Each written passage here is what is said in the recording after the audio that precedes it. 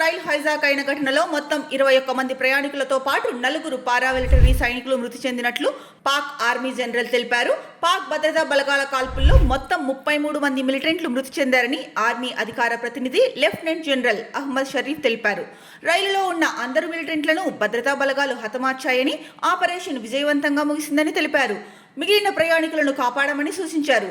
బలోచిస్తాన్ ప్రావిన్స్లోని పర్వత ప్రాంతమైన క్వెట్టా నుంచి ఖైబర్ పంక్తుక్వా ప్రావిన్స్లోని పెషావర్కు జాఫర్ ఎక్స్ప్రెస్ వెళ్తున్న బలోచ్ లిబరేషన్ ఆర్మీ మిలిటెంట్లు రైలును హైజాక్ చేసిన విషయం తెలిసిందే. ఘటన జరిగిన సమయంలో 9 కోచ్లలో మొత్తం 440 మంది ప్యాసింజర్లున్నారు. ఈ ఘటనకు తామే బాధ్యులమని BLA మిలిటెంట్లు ప్రకటించారు. దీంతో రంగంలోకి దిగిన బలగాలు విజయవంతంగా రైలును తమ నియంత్రణలోకి తీసుకున్నాయి. రైలు హైజాక్ ఘటనకు సంబంధించి లెఫ్టినెంట్ జనరల్ షరీఫ్ ఓ టీవీ ఛానల్తో మాట్లాడారు. మార్చి 11న మధ్యాహ్నం 1 గంట సమయంలో బలోచ్ మిలిటెంట్లు రైల్వే ట్రాక్ పేల్చేసి రైలును తమ నియంత్రణలోకి తీసుకున్నారు. ఆ ప్రాంతమంతా కష్టతరమైన భూభాగం. మిలిటెంట్లు ప్రయాణికులను రక్షణ కవచాలుగా ఉపయోగించుకున్నారు. వెంటనే army, air force, frontier corps, special service group కమాండోస్తో రెస్క్యూ ఆపరేషన్ చేపట్టాం.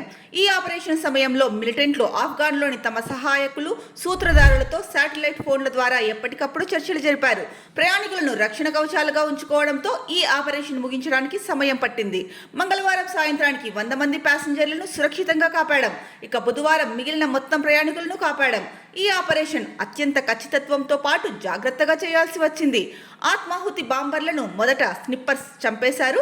అనంతరం ఒక్కో కంపార్ట్మెంట్లోని టెర్రరిస్టులను హతమారుస్తూ వచ్చాం. తమ ఆపరేషన్ సమయంలో ప్రయాణికులకు ఎవరికీ ఏం జరగలేదు. ప్రస్తుతం ఘటనా ప్రాంతంలో మిలిటెంట్లు ఎవరూ బతికిలేరు. అయితే బాంబు నిర్వీర్య దళం రైలును చెక్ చేస్తోంది. తమ ఆపరేషన్ కొనసాగుతున్న సమయంలో పారిపోయిన ప్రయాణికులను ఒక దగ్గరికి చేర్చేందుకు ప్రయత్నాలు కొనసాగుతున్నాయి. ఇక మిలిటెంట్లు, వారికి సహాయం చేసేవారు ఎక్కడున్నా వదిలేది లేదు. పాకిస్తానీయులను లక్ష్యంగా చేసుకునే ఏ విదేశీ శక్తుల ఆటలు సాగనివ్వమని తెలిపారు. రైలు హైజాక్ ఘటన తమ భద్రతా పరిస్థితినే పూర్తిగా మార్చివేసిందని షరీఫ్ తెలిపారు.